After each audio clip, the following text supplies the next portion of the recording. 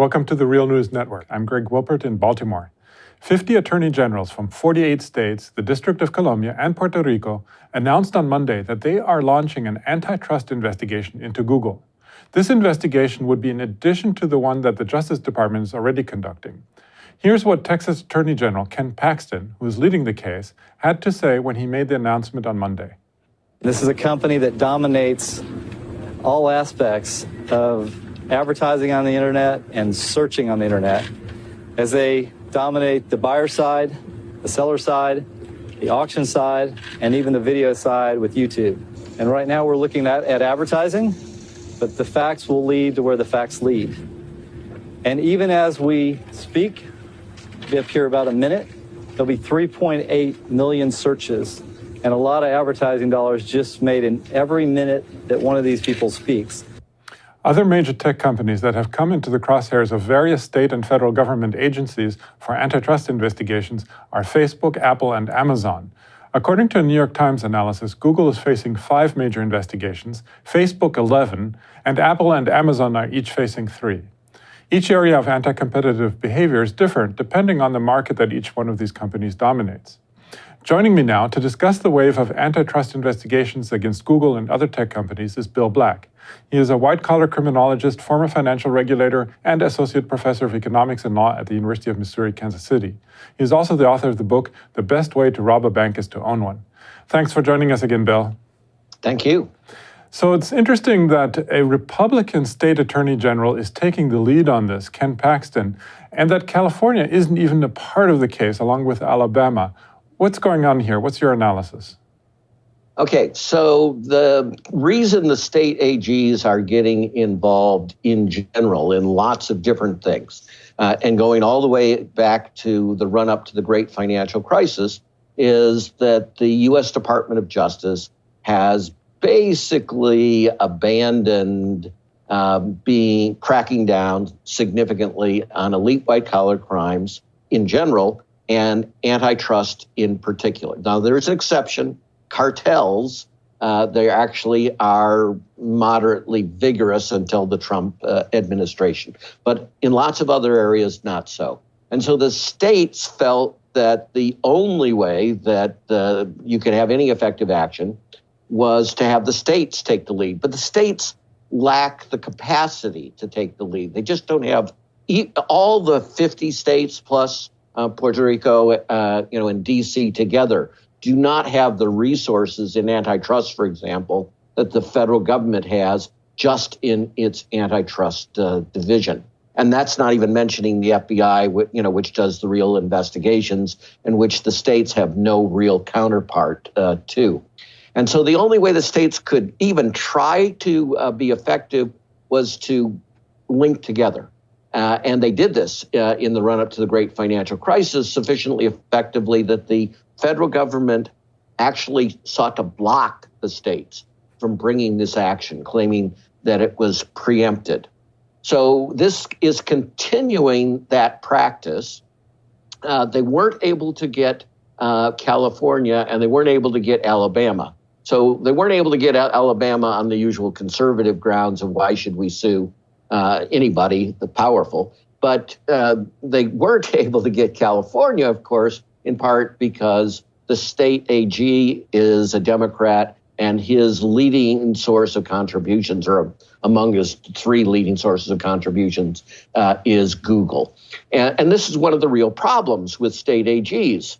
They're statewide races. You have to get elected, and they're expensive races. So you're always seeking political contributions and such. And that, of course, is something that the U.S. Attorney General doesn't have to do and allows him or her to be more independent. Then the next question is, the states have to face a question always in these kinds of cases that the federal government doesn't face. And that's who's going to be in charge, right? It's obvious that the U.S. Attorney General, unless he has to recuse himself, is in charge at the federal level. But the state level, it's a matter of negotiation. And for reasons that pass all understanding, they put Paxton, one of the absolute most notorious state attorney generals in the United States, in charge. Paxson is trying to raise political contributions on the basis of this investigation. He sent out an email seeking funds, and I quote, "We will continue to fight for your rights and to protect you from monopolistic practices by liberal elites in DC or in Silicon Valley." Now here's a hint. Attorney generals are not supposed to go after liberals or conservatives or moderates, right? That is completely antithetical to the idea of justice. But Paxson is not functioning like an independent, honest person. He's someone who is intensely politically ambitious, who hates anybody who he perceives of as even moderate, much less liberal or progressive and such. And he wants to use this law, this investigation, as a weapon to go after his political opponents. And on top of that, get paid off, right? To get a fine that he can use to tout as a success and to use that resources to do the same type of thing in going after other folks. So again, I have no idea why the state AGs who are Democrats were willing to allow Paxson to take this lead role, because it's going to discredit the entire investigation. Well, I think this is really interesting. I mean, to see this kind of battle going on essentially within the elite circles of the United States, and it's really breaking out into the open in this case. If that's the real motivation behind, he said it himself, his real motivation is to go after the liberal elites, which he sees Google and Facebook as being a part of. Now, but I want to turn to the actual issue of antitrust and monopolies. Now, clearly, Google dominates the search market. There's no doubt about that. It's practically the only search engine anyone uses. However, in advertising, Google is not actually a monopoly, at least if one looks at its market share by revenues, where it has a 38% share of digital advertising revenues, and Facebook has 22%. Now, give us an idea as to why Google's dominance in search and advertising should actually perhaps be a concern. Is that concern real? And also, if advertisers can simply go elsewhere, if they feel that Google isn't treating them fairly, why should their practices in this area be of concern? Okay, so one of the things I teach is antitrust and such. Monopoly is not the same thing as monopoly power. When we use the word monopoly, we typically mean one entity that controls nearly everything. And there are cases, but they're rare in life, where there is actually a monopoly. Long before you have exclusive control over a market, however, you have some degree of market power. How much is incredibly complex and depends on the interplay. But one of the things is say, use your numbers, we have somewhere around 30 to 40% of control here. We've got a competitor who has 20 and another competitor who has 20.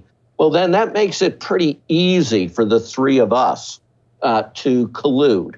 And we can collude implicitly, right? We just, don't rock the boat. Anybody that really tries to undercut on fees, then we rush in and we match that, and maybe we even cut a little more to show them how vigorous we're going to be. So economists have long been concerned anytime a company gets even close to the degree of market domination that you talked about. So it's not silly in the least that they're worried about it.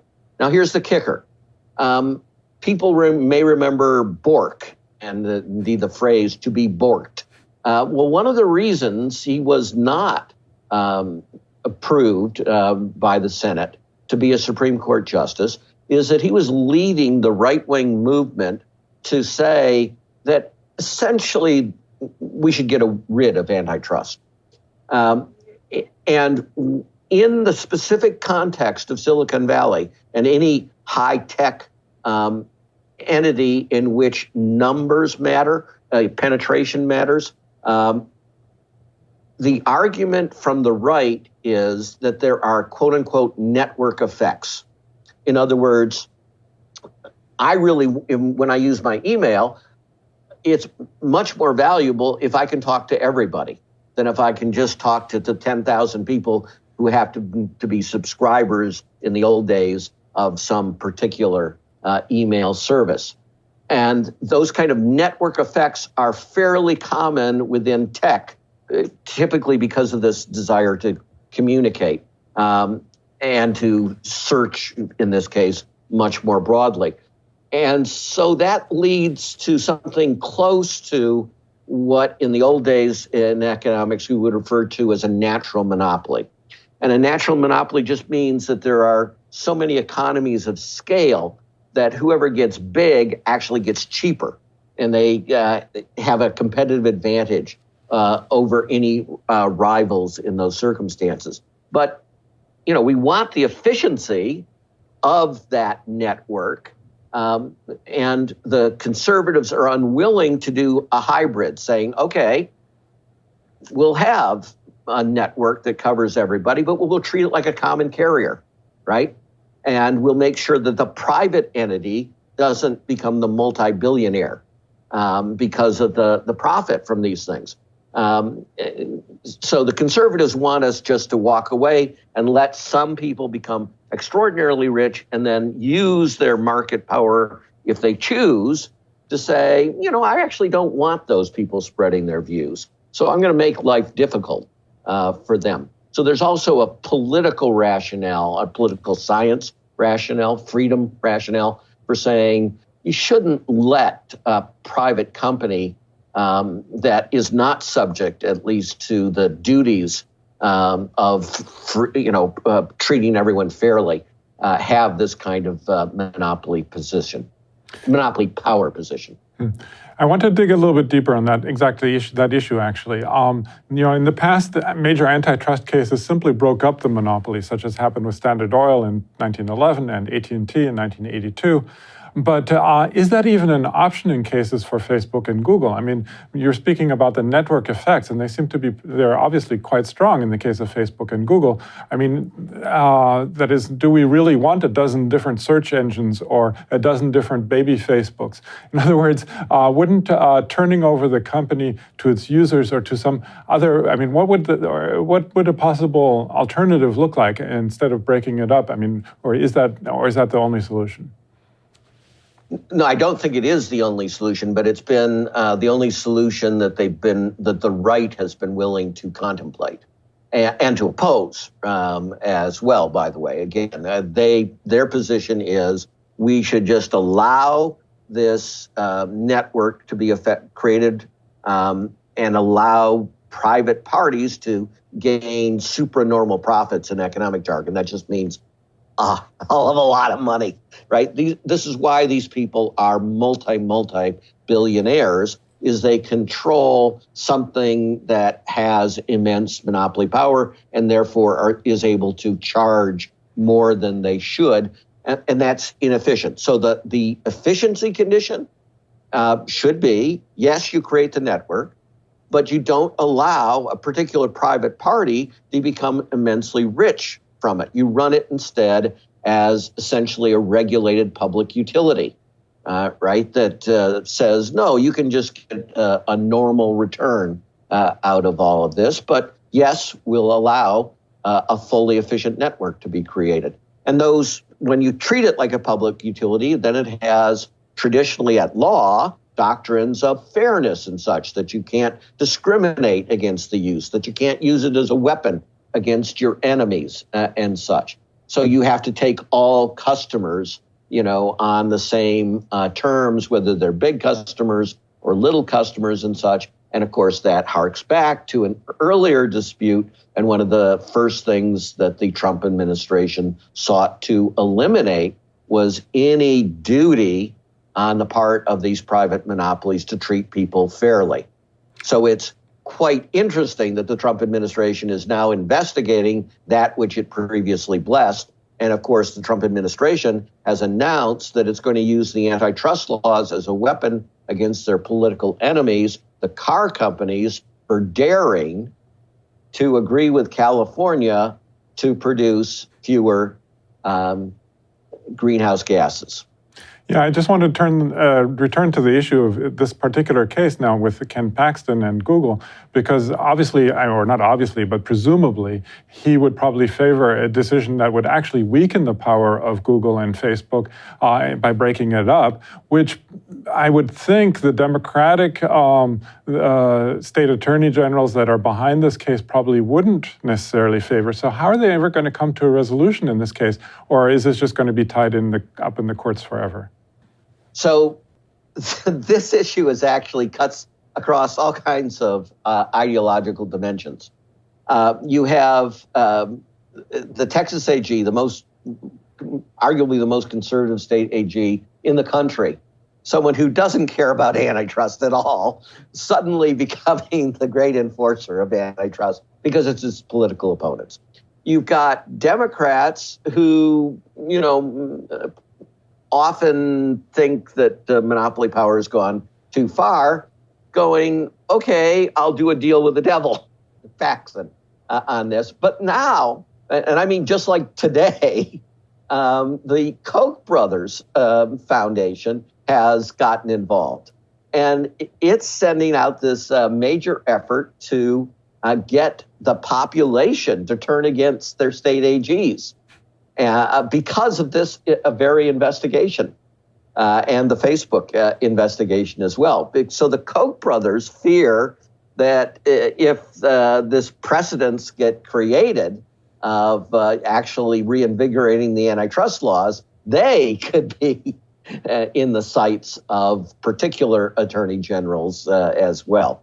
And I don't want to say that only conservative or Republican AGs use these laws against their political opponents, because there have been a series of scandals involving Democrats as well.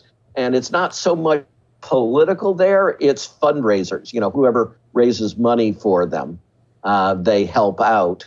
The fund that you draw the money largely from plaintiffs' lawyers.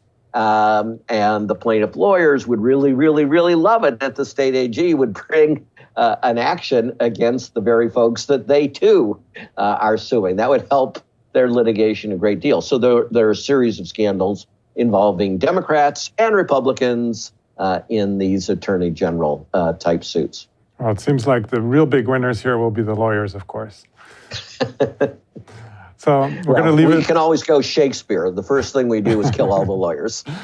Well, except you. Okay, but we're going to... I'm a recovering lawyer.